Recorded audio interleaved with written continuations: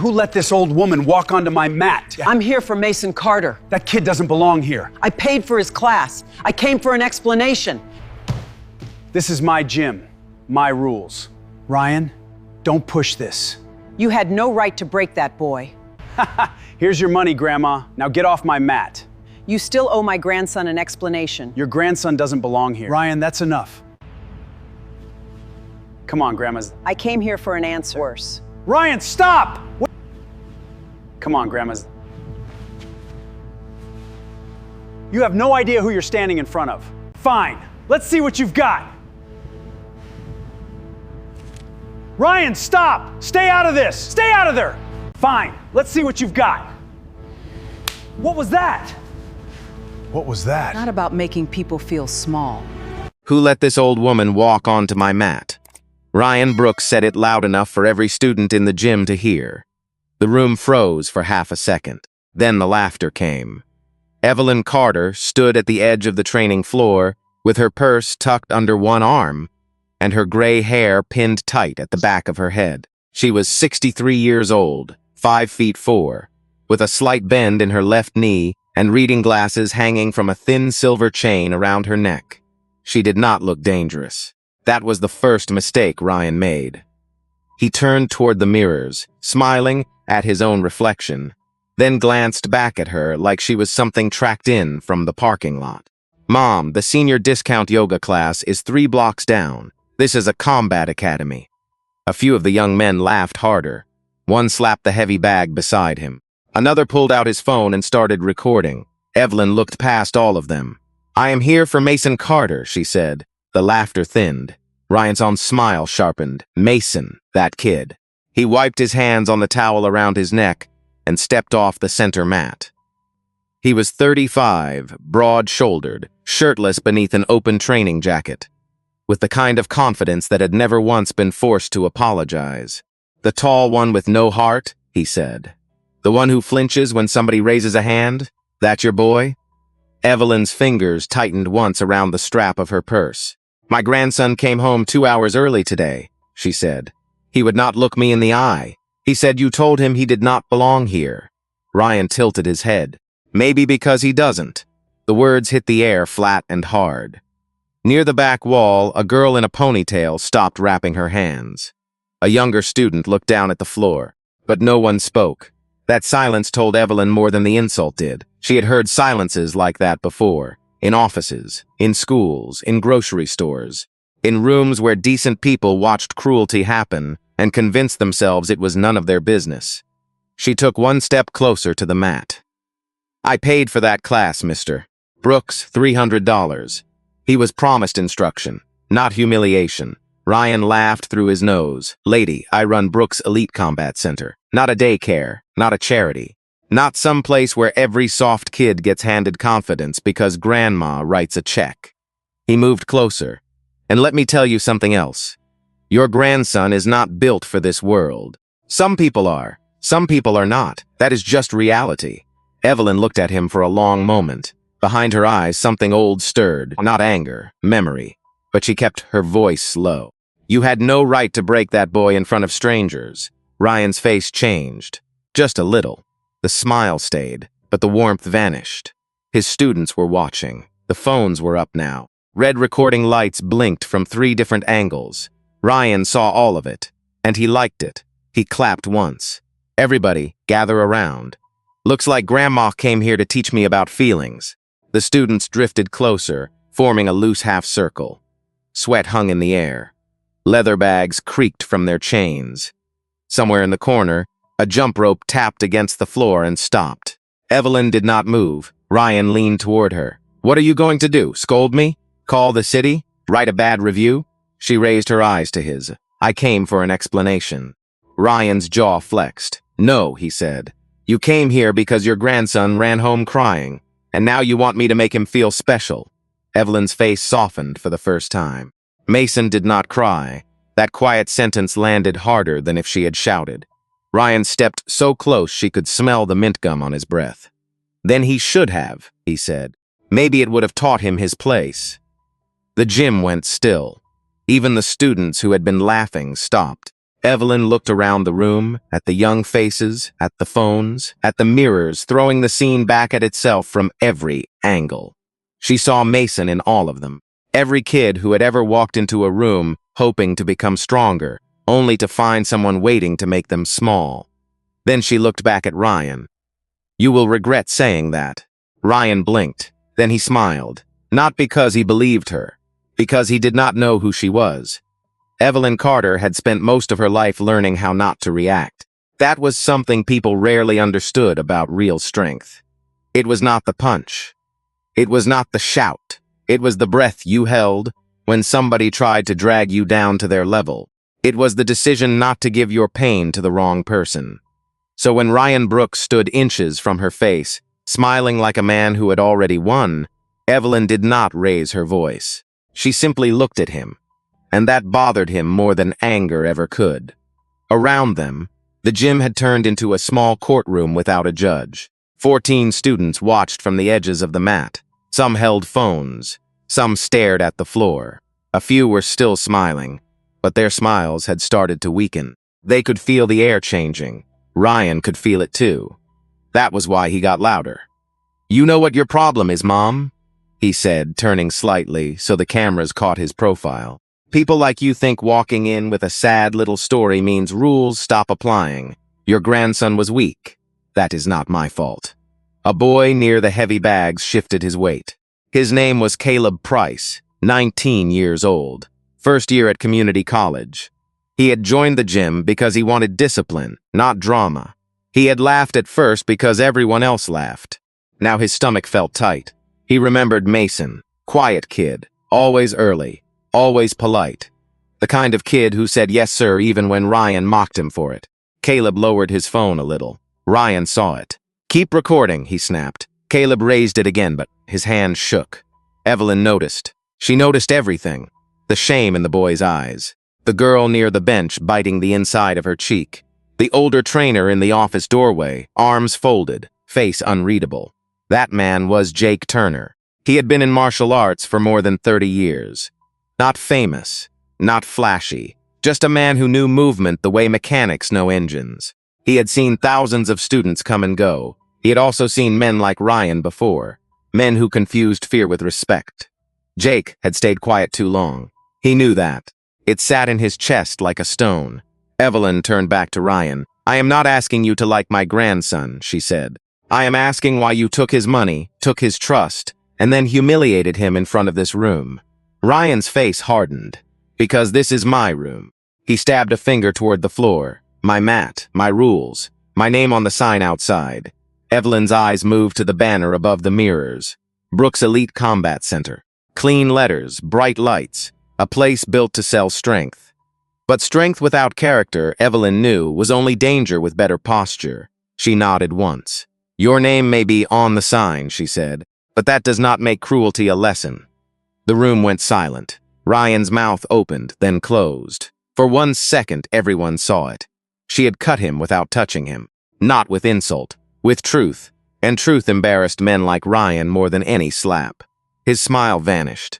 He walked to the front counter. The sound of his bare feet hitting the mat was sharp, wet, angry.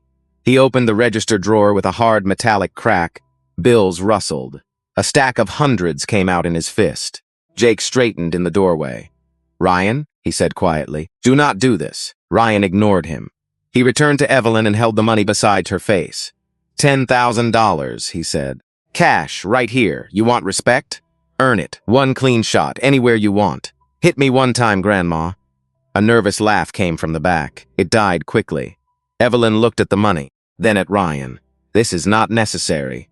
"It is perfect." He turned to the cameras. "You all getting this? 10 grand if Grandma can land one shot." Caleb whispered, "Coach, maybe we should stop." Ryan's head snapped toward him. "Maybe you should shut up." Caleb went pale. That was when Evelyn's expression changed. Not much, just enough. The softness left her mouth. Her shoulders settled. Her breath slowed.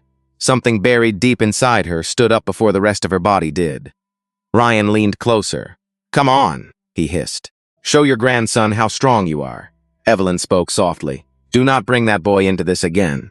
Ryan laughed once, or what, then he did it. He slapped the stack of bills against her cheek. Hard.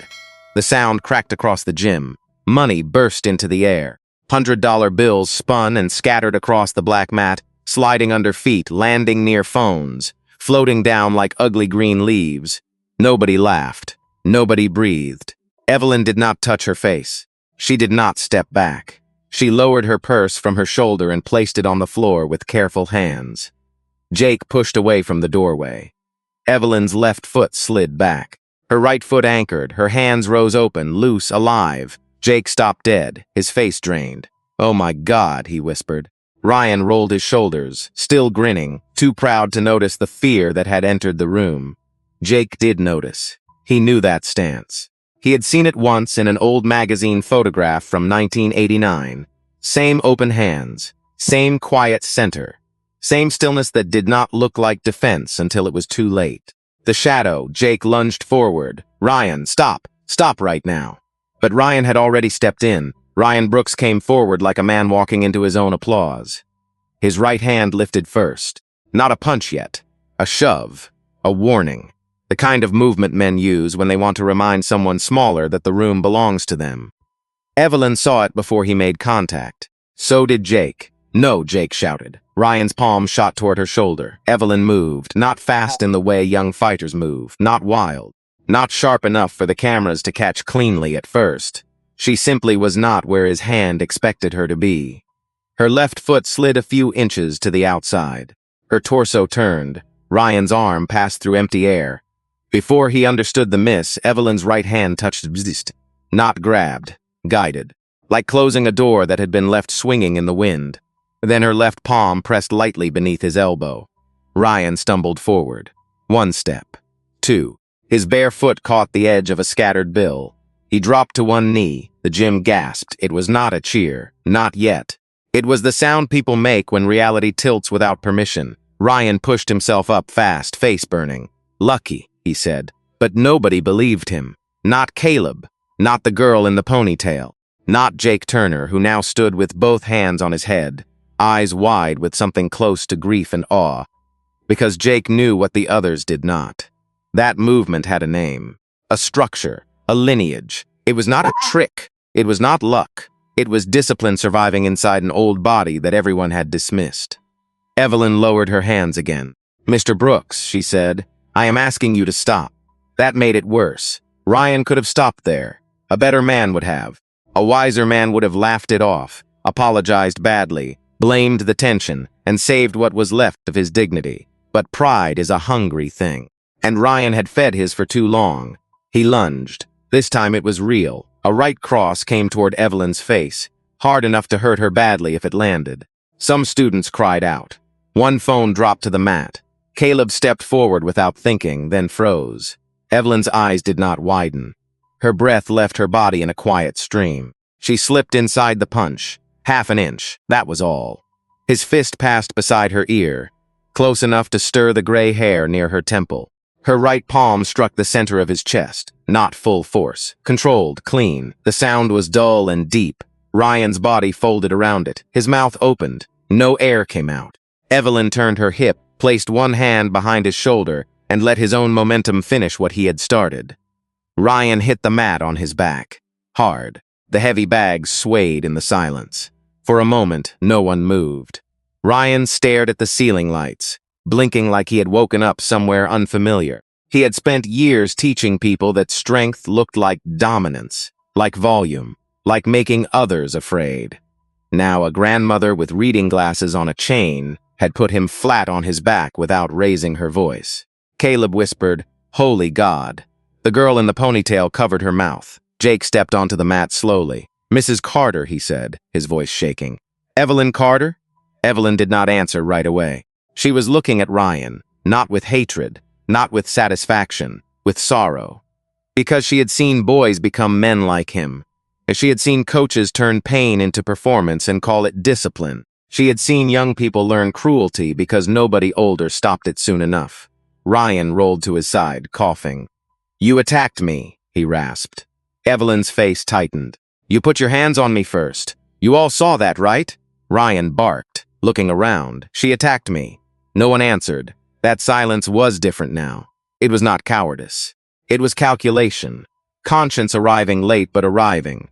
Ryan pushed himself up to one knee. His pride was bleeding worse than his body.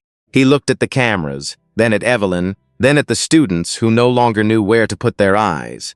He needed the room back. So he reached for rage.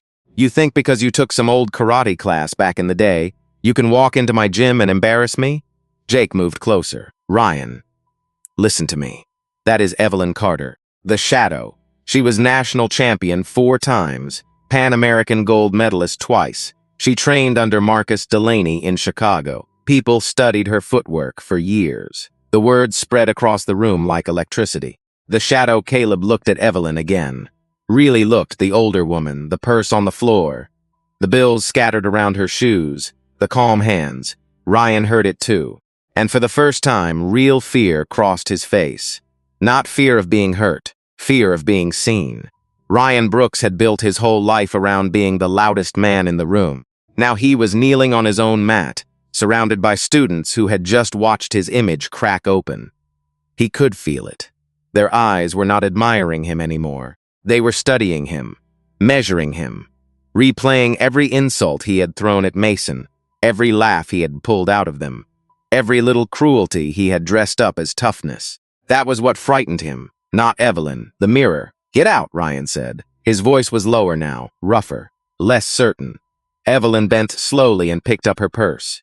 Her left knee protested, a small flash of pain that ran up her leg, but her face did not show it. She looked at the bills scattered on the floor. You should return that money to your register, she said. And you should return my grandson's tuition. Ryan's lips pulled back. You think you can come in here, embarrass me, and then make demands? Jake stepped between them, palms open. Ryan, enough. You crossed the line, we all saw it. Ryan turned on him. You work for me. Jake swallowed. His face was pale, but his voice held. Not after today. The words landed quietly. They still shook the room. A few students looked up. Caleb's mouth parted. The girl in the ponytail lowered her phone completely. Ryan stared at Jake as if betrayal had taken a physical shape. You serious? Jake nodded once. I should have walked out months ago. That hurt more than the throw. Ryan looked around for someone to laugh, someone to back him, someone to restore the old order. Nobody did. Evelyn walked toward the edge of the mat. Her steps were slow, steady, careful. She did not look triumphant. Victory was not what she had come for. She had come for a boy sitting in a bedroom across town, wondering if the world had just confirmed every fear he carried inside him. At the door, Caleb found his voice. Mrs. Carter? She stopped. He took one step forward, phone hanging at his side. I am sorry, he said. About Mason. I should have said something when Coach did that to him. Ryan scoffed. Caleb, shut your mouth. But Caleb did not move back this time. His throat worked. His hands trembled. Still, he kept going. He did work hard. He was always the first one here. He stayed late. You made us laugh at him. Evelyn turned fully toward him. That is a hard thing to admit, she said. Caleb's eyes dropped. Yes, Mom. Then make it mean something. He looked up. How? Tell the truth when it costs you. The room went still again, but this time the stillness had weight. A different kind. Not fear, responsibility. Evelyn pushed open the glass door and stepped into the parking lot. The evening air hit her face cool and damp. Cars rolled past on the avenue. A siren wailed far off in the city. For 1 second, she stood under the fading light, breathing through the ache in her knee, through the sting on her cheek, through 20 years of a life she had tried to keep buried. Inside the gym, voices rose behind her. Ryan barking, Jake answering, students whispering, phones saving everything. Evelyn drove home without turning on the radio. Her hands rested at 10 and 2 on the steering wheel, just as her late husband used to tease her for doing. The streets of Garrison Heights slid past her window. A barber shop with its lights still on. A church sign missing 2 letters. A laundromat where an old man folded towels with careful hands. Ordinary people. Ordinary lives. So much quiet courage hiding in plain sight. When she reached the house, the porch light was on. Mason's bedroom window was dark. Rebecca's old pickup was not in the driveway. She was still out on her delivery route, somewhere between Raleigh and Greensboro, driving through the night so bills could get paid. Evelyn let herself in. The house smelled like laundry soap and yesterday's cornbread. She placed her purse on the kitchen chair, washed her hands, and stood at the sink for a long moment. Her cheek had begun to swell. She saw it reflected in the dark kitchen window. Then she saw something else, an old woman, a tired woman, and behind her, faint but still there, the outline of the fighter she had spent years pretending was gone. A bedroom door opened. Mason stepped into the hallway. He was tall, almost grown, but his shoulders were folded inward like a child trying not to take up space. "Grandma?" She turned. His eyes went straight to her cheek. What happened? Evelyn wanted to protect him from it, from all of it. The insult, the laughter, the money, the way adults could turn ugly when power made them careless. But love is not always hiding the truth. Sometimes love is giving someone the truth gently enough that it does not break them. She walked to him and touched his arm. "I asked for your explanation," she said. Mason stared at her. "And?" Evelyn breathed out. "I got more than that." Before he could ask, his phone buzzed in his hand. Then again, and again, his screen lit up with messages. "Grandma," he whispered. A video thumbnail filled the screen. Evelyn Carter stood on a black mat, hands open, eyes calm. Mason pressed play. Ryan's voice came through the tiny speaker. Then the slap. Then the silence. Then the stance. Mason stopped breathing. Evelyn closed her eyes. Across town, the first video had already been uploaded, and the world was about to choose what it wanted to believe. By midnight, Evelyn Carter was no longer just Mason's grandmother. She was a face on every screen in Charlotte. The first clip came from Caleb's phone. It was shaky, too close. The audio cracked when Ryan shouted, but it showed enough. The slap with the money. Evelyn setting down her purse. The stance. Ryan hitting the mat like the floor had been pulled from under him. Then came the second angle. Then the third. By morning, strangers had already given her a name. Grandma Shadow. Mason sat at the kitchen table before school, still in yesterday's hoodie, watching the video again with the volume low. His cereal had gone soft in the bowl. He had not taken a bite. Evelyn stood at the stove making eggs, though neither of them was hungry. The skillet hissed. Her cheek was bruised now, a dark purple bloom beneath her left eye. She had covered it with a little makeup from the bathroom cabinet. But not enough. Mason kept looking at it and looking away. "Grandma," he said. She turned the heat down. "Yes, baby, why didn't you ever tell me?" Evelyn knew what he meant. Not about the fight. Not really. He meant the trophies. The old photographs, the woman people online were calling a legend. The woman with young eyes and quick hands, moving across old competition footage like smoke. She set the spatula down, "Because I did not want you to think fighting was the same thing as strength." Mason frowned. "But you were strong." Evelyn looked at him then, really looked. "I was," she said. "There is a difference." The words settled between them. Mason's phone buzzed again. He glanced down, his face tightened. "What is it?" Evelyn asked. "Nothing." Mason. He slid the phone across the table. A post from Brooks Elite Combat Center filled the screen. Ryan sat in his office with a white bandage taped near his ribs and a stiff collar around his neck. His face was pale under the fluorescent light. His voice trembled in a way that sounded rehearsed. "Last night, my gym was attacked by a trained former fighter. I tried to calm things down. I tried to be respectful, but she came in angry, violent, and looking for trouble." The video cut to Evelyn's palm striking his chest. Nothing before it. No slap, no money. No insult, no shove. Just Evelyn moving forward, Ryan falling back, and students gasping. Mason's hands curled into fists. He edited it. Evelyn watched silently as Ryan looked into the camera with wet eyes. "I forgive her," he said, "but I have to protect my students. No one should be unsafe in a place built for discipline."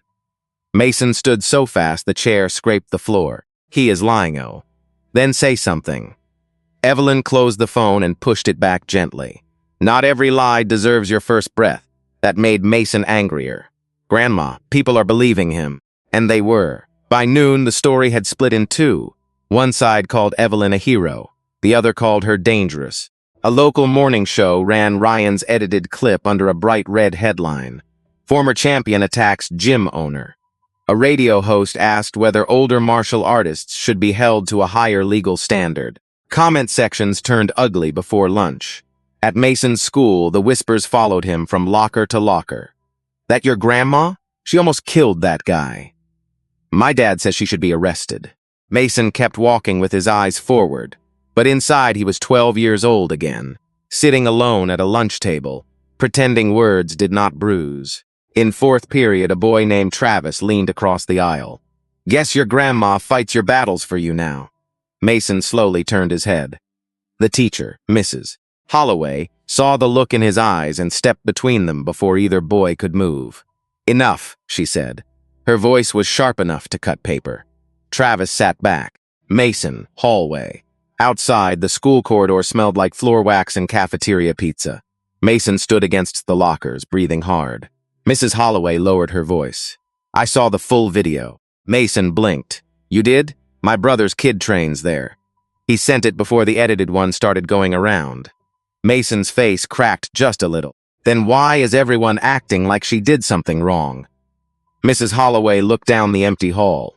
She was a teacher in her late 50s, tired around the eyes, but steady. Because people believe the version that asks the least from them, she said. The full truth asks people to admit they watched cruelty and did nothing. Mason swallowed. At 3:20, Evelyn was folding laundry when the doorbell rang, once, then again. She opened the door to find a man in a gray suit holding a blue envelope. Mrs. Evelyn Carter? Yes, he handed it to her. You have been served. The words were calm, routine, legal. Still, they struck the porch like thunder. Evelyn looked down at the papers. Ryan Brooks was suing her for assault, emotional distress, and damage to professional reputation. $250,000. Behind her, Mason appeared in the hallway. Grandma? Evelyn did not answer. Her fingers tightened on the envelope. Outside, the process server walked back to his car. Across town, Ryan Brooks posted another video. This time, he was smiling. Ryan Brooks smiled because the lawsuit had done what the edited video could not. It made Evelyn look afraid. Not on camera, not in public, but at her own kitchen table, under a yellow ceiling light, with the blue envelope spread open in front of her, and Mason standing behind her like he wanted to fight the paper itself. $250,000. The number sat there like a loaded weapon. Mason read the first page twice, then pushed it away. He cannot do this. Evelyn kept her eyes on the complaint. Yes, he can, but he lied. People lie in court every day, baby. The calm in her voice scared him more than anger would have. He pulled out a chair and sat across from her. His knees bounced under the table. We have the videos. Everybody saw them.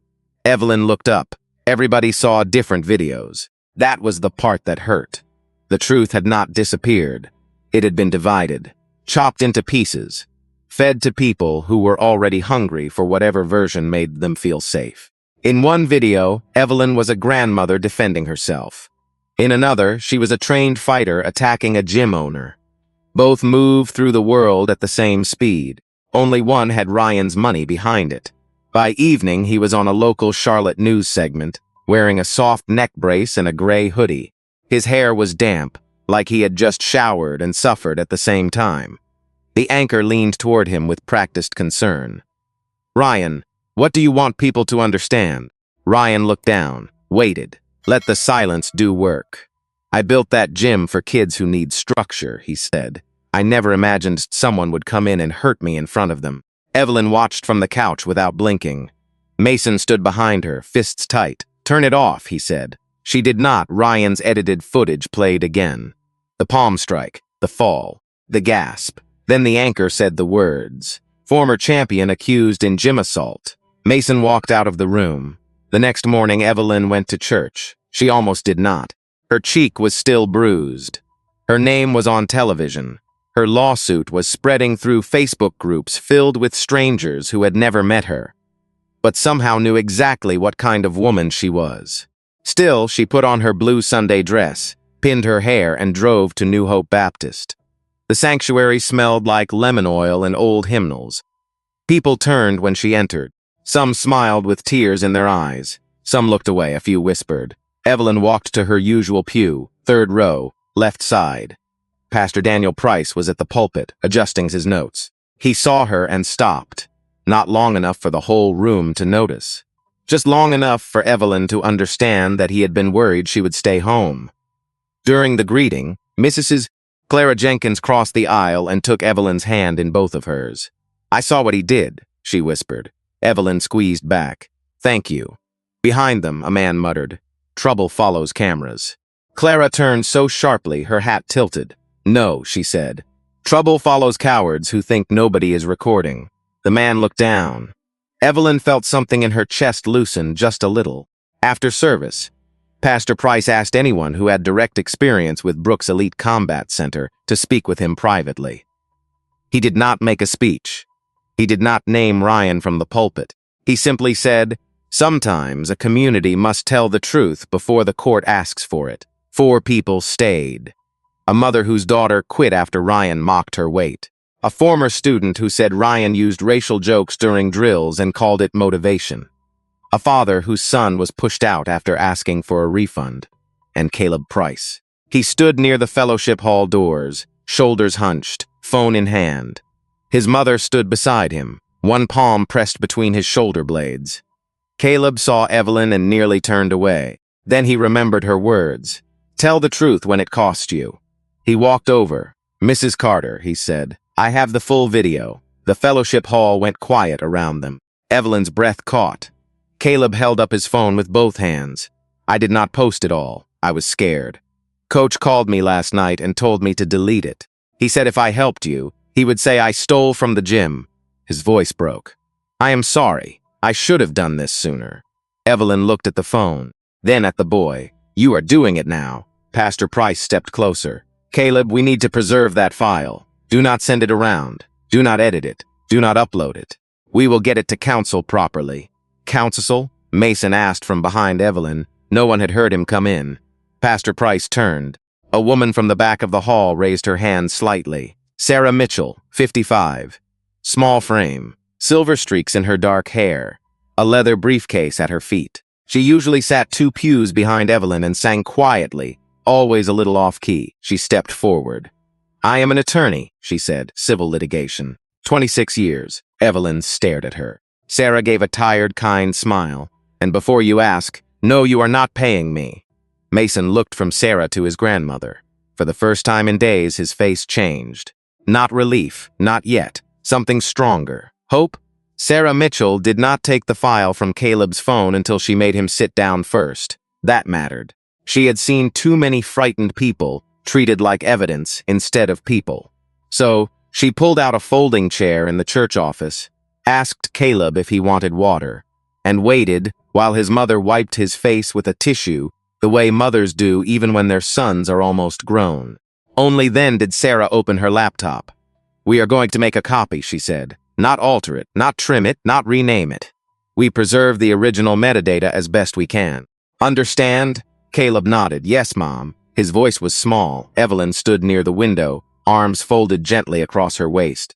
Outside, church members lingered in the parking lot, talking in low voices beneath the afternoon sun. Mason stood beside her. He had not taken his eyes off Caleb since the boy walked in. Part of him wanted to be angry. Part of him was. But another part saw Caleb's hands shaking and understood something he hated to understand. Fear did not always look like running away. Sometimes it looked like standing still while someone else got hurt. Sarah copied the video onto a secure drive, then another. She logged the time. She wrote Caleb's name. She asked him to describe exactly when the recording began and whether anyone had pressured him to delete it. Caleb swallowed hard. "Coach called me twice," he said, then texted. He said if I helped Mrs. Carter, I would never train anywhere in North Carolina again. Sarah's pen stopped. "Do you still have those messages?" Caleb nodded. Sarah looked at Evelyn. "That is useful." Pastor Daniel Price stood in the doorway.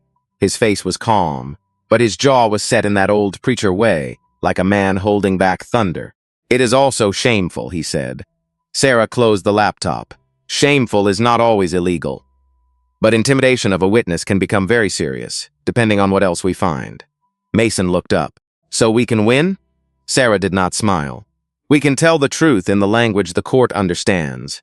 That is not the same thing as winning, but it is where winning begins." That sentence stayed with Evelyn. By Monday morning, Sarah had turned her small law office into a command center. It sat above a bakery on Trade Street, up a narrow staircase that smelled like cinnamon and printer toner. The office had 2 rooms, 3 filing cabinets, and a coffee maker that sounded like it was fighting for its life. Sarah's assistant, Denise Alvarez, moved through the chaos with reading glasses on top of her head and sticky notes stuck to her sleeves. Mrs. Carter, Denise said, setting down a stack of paper, I printed every public post Ryan made since the incident. Also screenshots from the fundraiser. Fundraiser? Mason asked. Denise's face tightened. Sarah looked at him carefully. Ryan started one yesterday. Mason reached for the papers before Evelyn could stop him. Justice for Ryan Brooks, victim of gym violence. The page showed Ryan in his neck brace, eyes lowered, hands folded. The caption said medical bills, lost income, trauma recovery, legal costs. Mason's voice cracked. He is raising money off this? Sarah nodded. More than $30,000 so far. Evelyn sat very still. She had lived long enough to know lies could be profitable. But seeing it printed in clean font, with donation buttons and prayer hands from strangers, made her feel cold in a way the gym never had. Denise put another sheet down. There is more. Sarah gave her a look. Denise hesitated. Mrs. Carter should know. Evelyn raised her eyes. Tell me. Denise took a breath. Someone spray-painted the side wall of the community center last night. 2 words. Violent fraud. Mason pushed back from the table. No, Pastor Price called the police, Denise said. They are taking a report. Mason grabbed his jacket. I am going down there. Evelyn caught his wrist. No, baby. Grandma, they are doing this because of me. Her grip softened, but she did not let go. They are doing this because they were taught that dignity is dangerous when it belongs to someone they look down on. Mason's eyes filled. Sarah watched them both, and her expression changed. For all her legal discipline, she was still a woman who had seen what the system did to families before the judge ever entered the room. She opened a folder. Then we moved faster. The next days became a blur. Sarah filed a formal response denying Ryan's claims. She requested preservation of all video from the gym security system, phones, social media drafts, and internal messages. She sent letters to Ryan's attorney, the gym landlord, the payment processor, and every student whose name they could confirm. Ryan's lawyer answered with polished contempt. Craig Sullivan from Sullivan, Hart, and Reed. Tall building. Big lobby, expensive letterhead. His first email called Evelyn a formerly trained combatant who entered a private business with hostile intent. Sarah read it aloud, then laughed once. Hostile intent, she said. She asked for a refund, but the laughter did not last, because that afternoon Ryan posted again. This time, he looked into the camera and said Mason's name. That boy lied about me because he could not handle discipline. Mason watched it in silence. Evelyn saw something in her grandson's face close, not break. Close. That night, she walked to the hallway closet and opened the cedar chest for the first time in more than 20 years. Inside lay an old black belt, folded, waiting. Evelyn touched it with 2 fingers. Then Mason spoke from behind her. Teach me how to stand like you did. Mason said it like a confession. Teach me how to stand like you did. Evelyn kept her fingers on the old belt. The closet light cast a small yellow square across the cedar chest. Dust floated through it, slow and soft, like the house itself was holding its breath. For a moment, she did not turn around, because the last time someone had asked her to teach, her husband had still been alive. Her knees had still been young. Her hands had not yet learned the shape of hospital forms, overdue bills, and grief folded into laundry. Then Mason said it again. Please. That broke her. Not the lawsuit. Not Ryan. Not the cameras. That word. Please. Evelyn turned. Mason stood in the hallway with his shoulders squared badly, trying to look stronger than he felt. His eyes were red, but he did not wipe them. He was tired of being seen as fragile, tired of grown men turning his pain into a joke. Evelyn closed the chest halfway. First lesson, she said. We are not learning how to hurt him. Mason's jaw tightened. He hurt us, yes. Then why not? Because if you let a cruel man decide what kind of man you become, he wins twice. Mason looked away. The hallway was quiet except for the hum of the refrigerator and a car passing outside.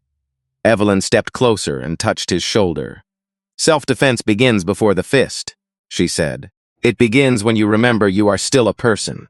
His face twisted. I did not feel like one in that gym, I know. He looked at her then, and the anger in him cracked open into something younger. I froze, Grandma. Evelyn nodded.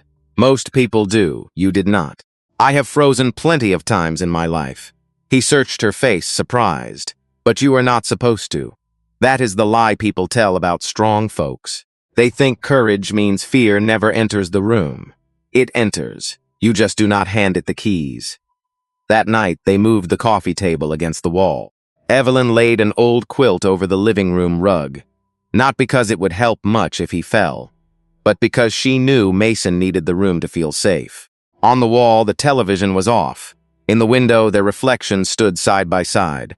A tall boy and a small older woman, both carrying wounds no camera could see. Left foot back, she said.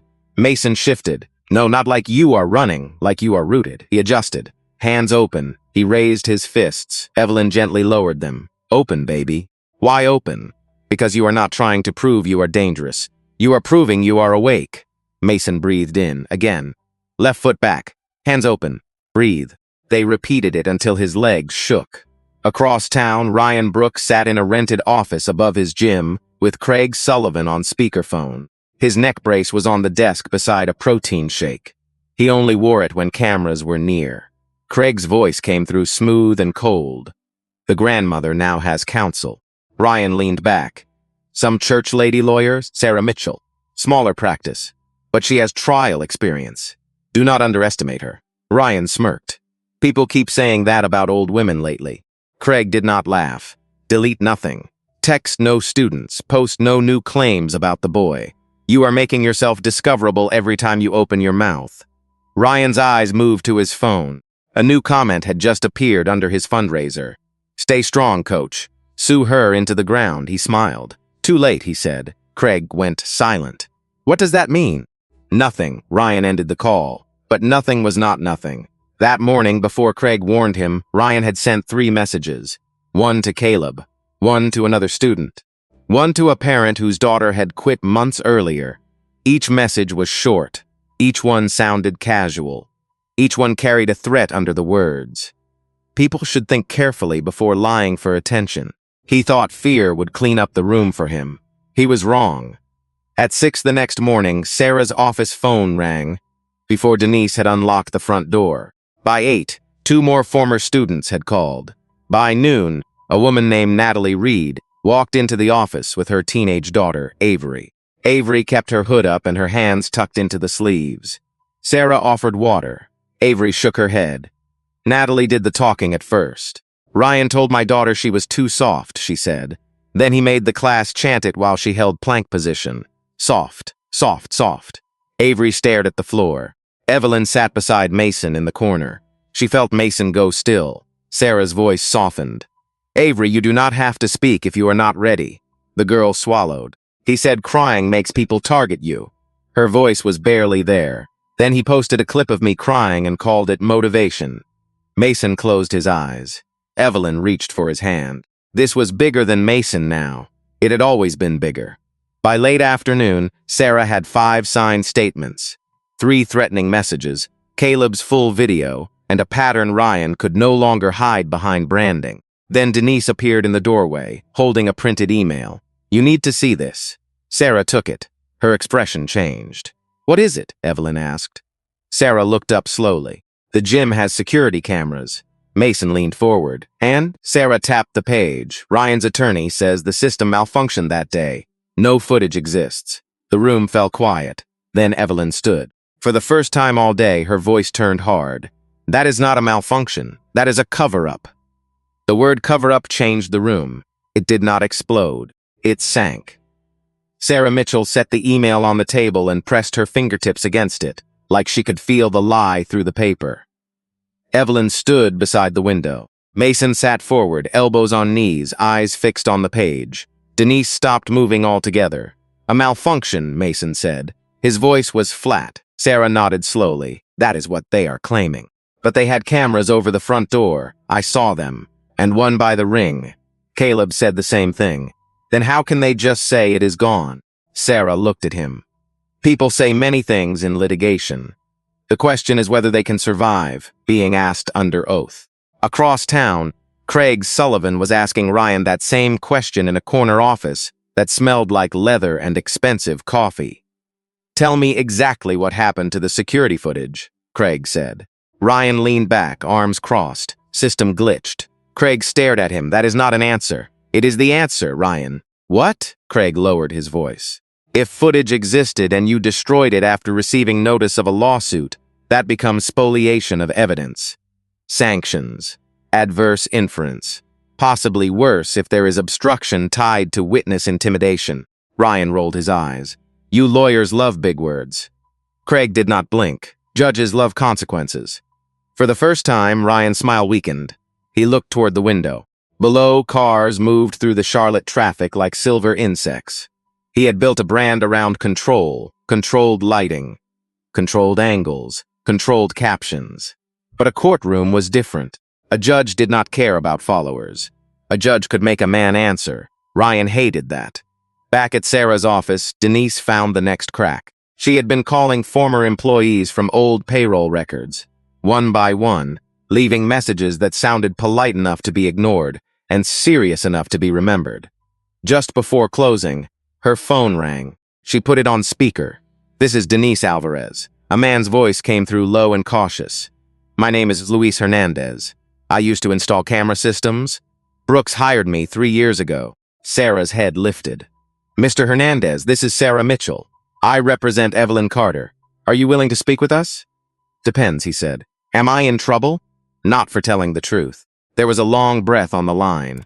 That system did not malfunction. Not the way he is saying. Mason stood. Evelyn raised one hand, gently telling him to wait. Luis continued. "It records to a cloud account and a local hard drive. If the cameras were working that day, there should be a file. Even if he deleted it from the app, there may be access logs. Deletion logs, too." Sarah picked up her pen. "Would you be willing to sign a declaration?" Another pause. "Ryan still owes me money. That is separate." "No, Ms. Mitchell, it is not. He has done this to people for years. Uses them, scares them, calls it business. I am tired." His voice tightened. "Yes, I will sign." When the call ended, no one spoke for several seconds. Then Denise whispered, "Got him." Sarah did not celebrate, not yet. She knew better. Truth was not a lightning bolt. Truth was a house built board by board, while someone else tried to burn the lumber. That night, Evelyn and Mason practiced again in the living room. Left foot back, hands open, breathe. Mason's stance was better now, still rough, still too tense, but he no longer folded his shoulders inward. Evelyn circled him slowly. "Relax your jaw." "I am relaxed." "No, you are pretending to be relaxed." He exhaled, annoyed. She smiled. "That is closer." He almost smiled, too. Then his phone buzzed. Mason looked down. The color left his face. Evelyn saw it immediately. "What now?" He turned the phone toward her. A message from an unknown number. "Tell your grandma to drop it before people start looking into your family." Evelyn read it once, then again. Her body went very still. Mason tried to pull the phone back, but she held it. "Do not delete this. I was not going to." "Good." Her voice was calm, but her eyes were not. Within 10 minutes, the message was forwarded to Sarah. Within 20, Sarah had added it to a motion. By morning, she filed for an emergency hearing to compel preservation of evidence and address alleged witness intimidation. The hearing was set for Friday. Small courtroom. Mecklenburg County Courthouse. Fluorescent lights. Wooden benches.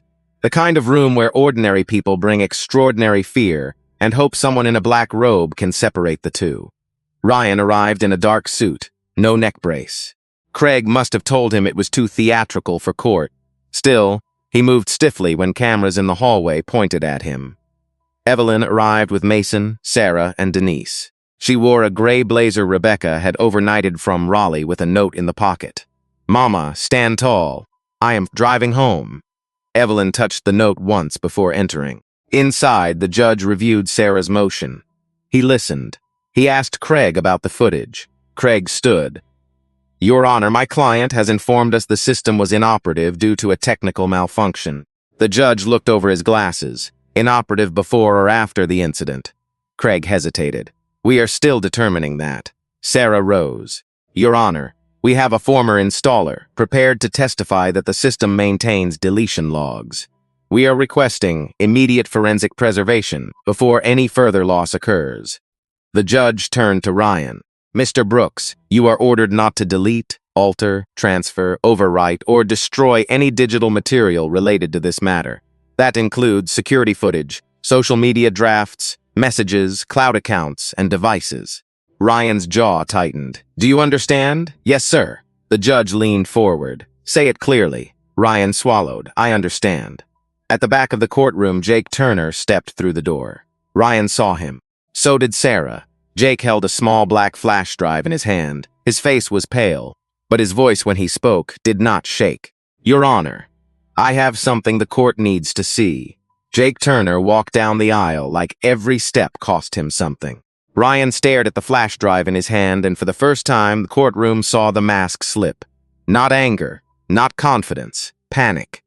Craig Sullivan turned sharply. Your Honor, we have not reviewed that material. Sarah stood at the same time. Neither have we, Your Honor. But if it contains evidence related to the incident, it should be preserved immediately. The judge looked at Jake. Mr. Turner, what is on that drive? Jake swallowed. His fingers tightened around the black plastic. A copy of the gym security footage, sir, from the day Mrs. Carter came in. The system did not malfunction. Ryan deleted the file from the office computer, but the backup synced to a training laptop I used for classes. The courtroom went dead quiet. Ryan whispered Jake. Not loud, not threatening, pleading. Jake did not look at him. I should have spoken sooner, he said. I did not. That is on me. But I will not help him bury the truth. The judge ordered the bailiff to take the drive.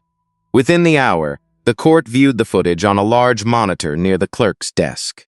No music, no captions, no edits. Just the fixed cold eye of a security camera. Everyone watched, Ryan mocking Mason, Ryan crowding Evelyn, Ryan slapping the money across her face, Ryan putting his hand on her first, Ryan swinging. Then Evelyn moving only after there was no other choice. The truth did not shout, it simply stood there, frame by frame. Craig Sullivan's face turned gray. Ryan sat frozen, both hands flat on the table. The neck brace he had worn on television was nowhere to be seen, but somehow everyone in that room could still feel its lie. The judge removed his glasses. Mr. Brooks, he said, your complaint is dismissed with prejudice. I am also referring this matter for review regarding evidence destruction and witness intimidation. Counsel will receive the written order. One strike of the gavel, that was all. The sound cracked through the room. Ryan did not move. Evelyn's closed her eyes, not in victory, in release. Mason reached for her hand under the table, and this time his grip was steady. Outside the courthouse, cameras waited. Evelyn had no desire to become a symbol, but sometimes life hands a person a microphone when all they wanted was peace. A reporter stepped forward. Mrs. Carter, what do you want people to understand after today? Evelyn looked at Mason, then at Jake, standing alone near the courthouse steps, then back at the camera. I want people to understand that dignity is not something powerful people get to hand out. It belongs to every child who walks into a room hoping to be taught, not broken. Her voice trembled once, then steadied. And I want them to know self-defense is not about hurting people. It is about remembering you are worth protecting. That clip traveled farther than the fight ever did. Within weeks, Ryan's gym lost its lease. His fundraiser was shut down after donors demanded refunds. Former students filed complaints. Parents came forward. The story became less about one night on a mat, and more about every quiet room where someone had been humiliated and told to call it discipline. Evelyn did not celebrate his fall. She started a class, Saturday mornings at the Garrison Heights Community Center. Free, folding chairs against the wall, old mats taped at the corners, women in their 60s and 70s, teenagers, veterans, widows, people who had lived too long apologizing for the space they took up. Mason stood beside her now, not behind her. Left foot back, Evelyn said. The room shifted. Hands open. The room breathed. 6 months later, the United States Karate Federation invited Evelyn Carter to receive an honorary 5th-degree black belt for her lifetime contribution to the spirit and dignity of martial arts. She accepted only if the ceremony could be held at the community center. So it was. No chandeliers, no red carpet, just neighbors, church folks, former students, and Mason tying the new belt around his grandmother's waist with shaking hands. On the wall behind them hung her old black belt, the one from the cedar chest. Not hidden anymore, not worshipped either, just present. Proof that strength can wait in silence for years and still answer when love calls. Evelyn looked across the room at faces that no longer looked down. "All right," she said softly. "Left foot back. Let us begin. And if this story reminded you of someone the world underestimated, someone quiet, older, overlooked, or pushed aside, tell their story. Say their name. Share this with someone who needs to remember that standing up is hard, but shrinking for the comfort of cruel people costs far more."